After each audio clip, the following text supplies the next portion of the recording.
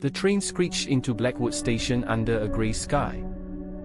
Eleanor Hayes stepped onto the platform, clutching her suitcase tightly. She had been summoned by her estranged uncle, Charles Blackwood, a man she had not seen in 15 years. His letter had been peculiar, scrawled in shaky ink, "Come to Blackwood Manor at once. Secrets buried must be unearthed before it is too late." Eleanor had almost ignored it. But curiosity gnawed at her. Now, standing in the damp air of Blackwood, she wondered if she had made a mistake. A coachman in a dark coat approached her. "Miss Hayes?" he asked with a faint bow. Eleanor nodded cautiously. "I'm here to take you to the manor," he said, lifting her suitcase as though it weighed nothing. Blackwood Manor loomed at the end of a winding road, its windows dark, its towers clawing at the sky. Eleanor's stomach tightened. Something about the house felt alive, watching. The coachman left her at the entrance without another word. The heavy oak doors creaked open before she could knock. A woman in her 50s, stern and sharp-eyed, stood in the doorway. "You must be Eleanor," she said briskly. "I am Mrs. Whitmore, the housekeeper. Come inside." Eleanor stepped into the dimly lit hall. The air smelled faintly of smoke and lavender. "Your uncle is waiting in the study, Mrs. Whitmore said, leading the way. Eleanor followed, her heels clicking against the marble floor. Charles Blackwood sat in a grand leather chair, his figure shrunken by age but his eyes sharp as ever. "Eleanor," he rasped, "you came." "I wasn't sure I should," she admitted. He gave a dry chuckle.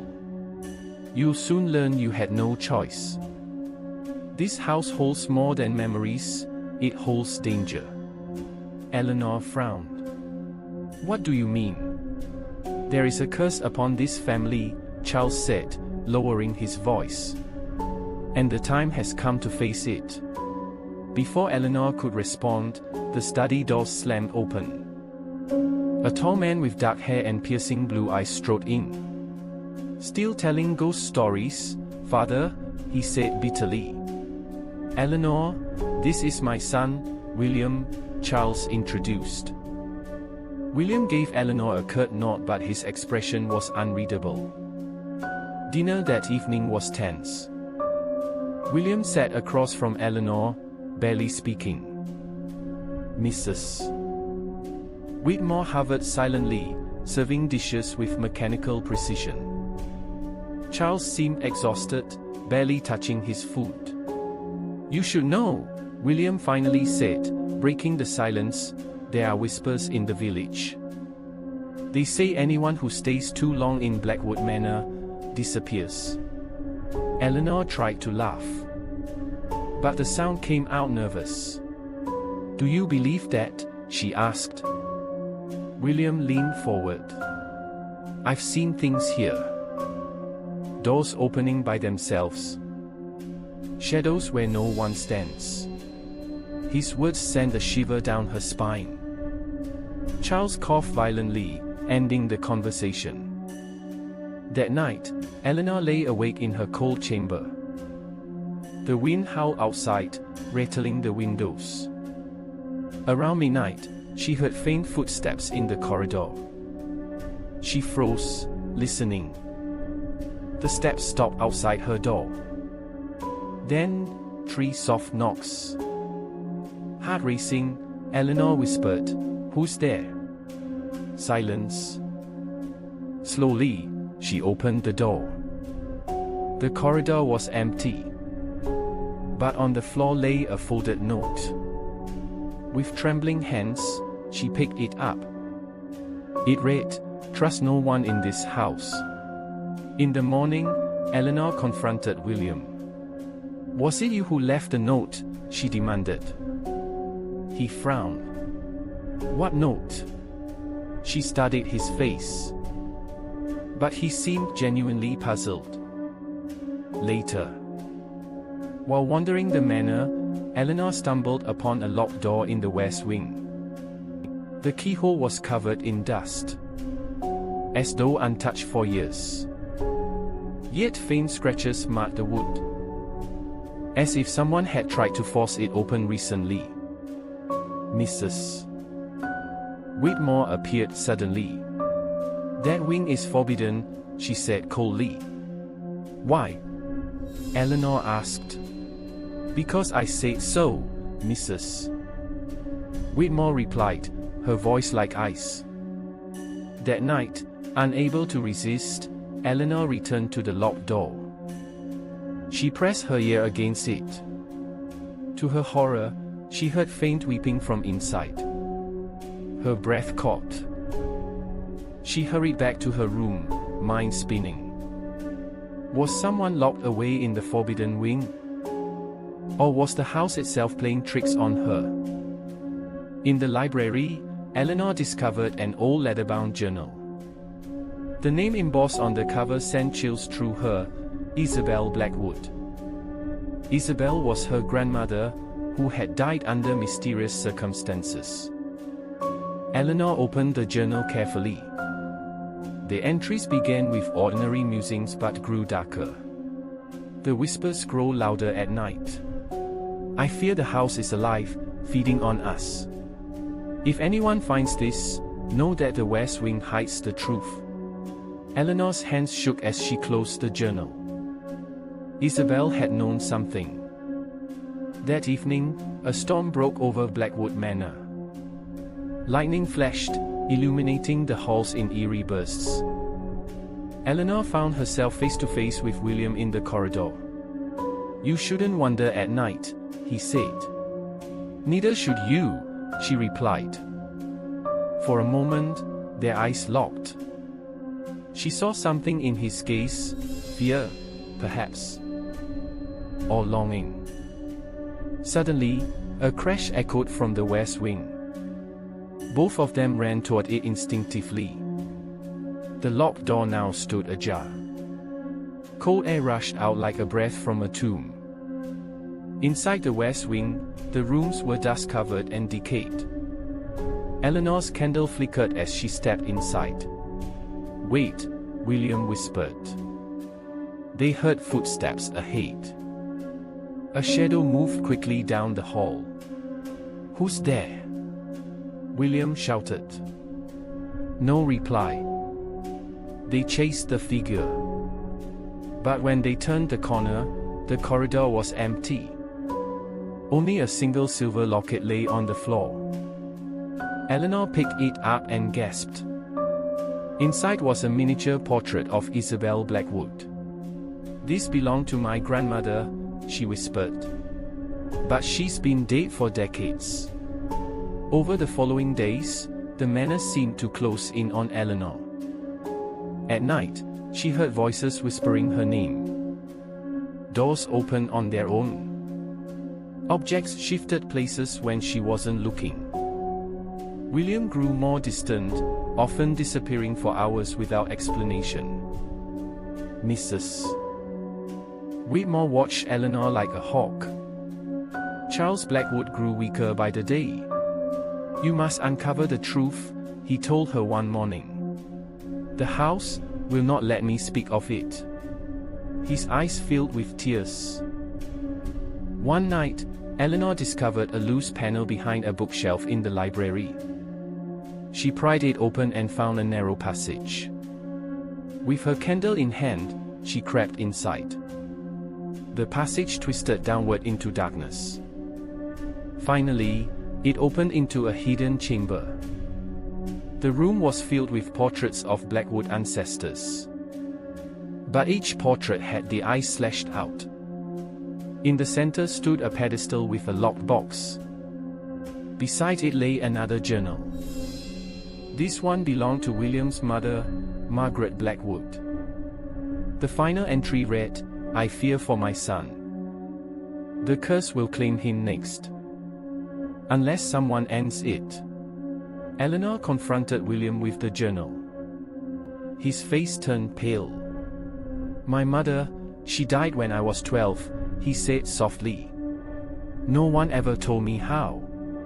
She believed in the curse, Eleanor said. Do you? William hesitated. I don't know. But I've seen enough to fear it. The following night, Eleanor awoke to find Mrs. Whitmore standing at the foot of her bed. You shouldn't have come here, the housekeeper hissed. You're stirring things best left buried. What are you hiding? Eleanor demanded.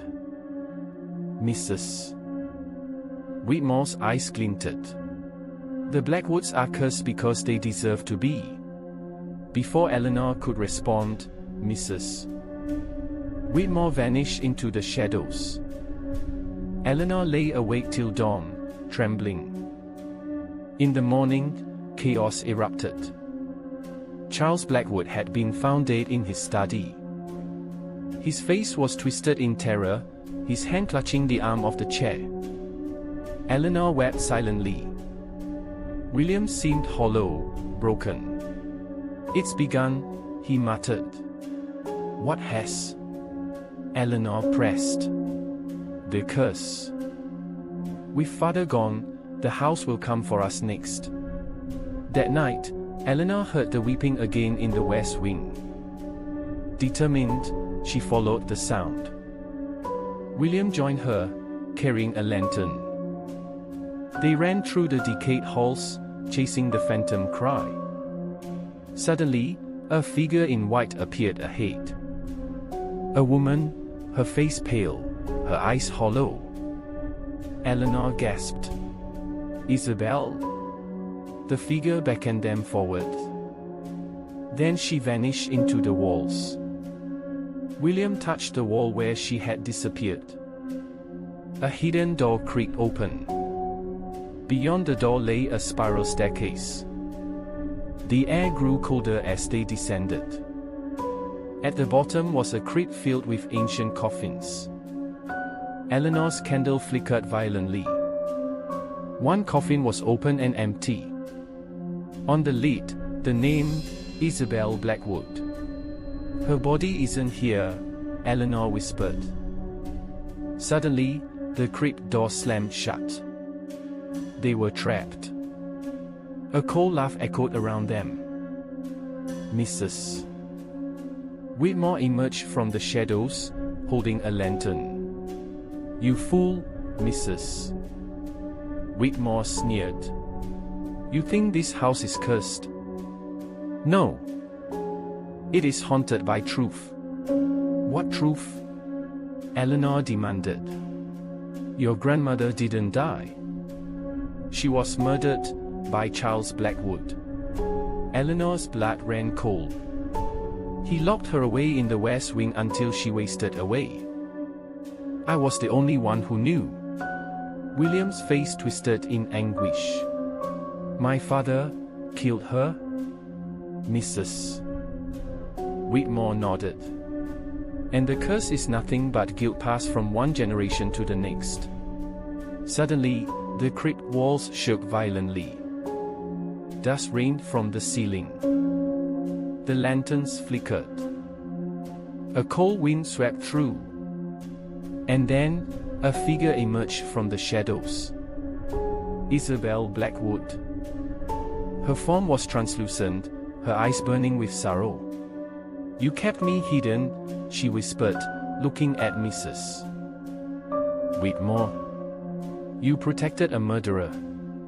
Mrs. Whitmore fell to her knees. Forgive me. I thought I was protecting the family.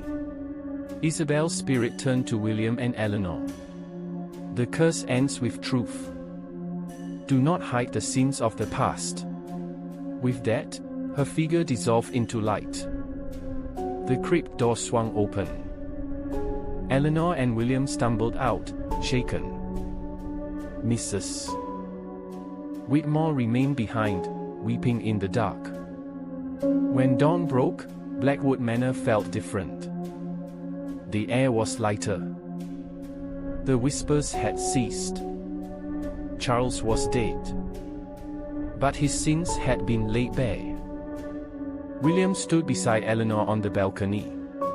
"The past can't be undone," he said.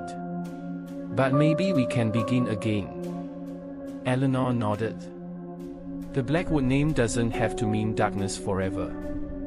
Weeks later, the villagers noticed a change.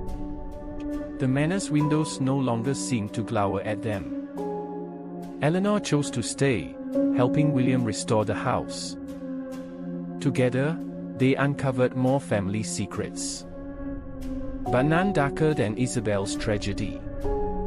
At night, Eleanor sometimes felt a gentle presence near her, watching. Not malevolent, protective. Perhaps Isabel's spirit lingered. But in peace. The curse was broken. But the memory remained. And Eleanor knew the manor would never be ordinary.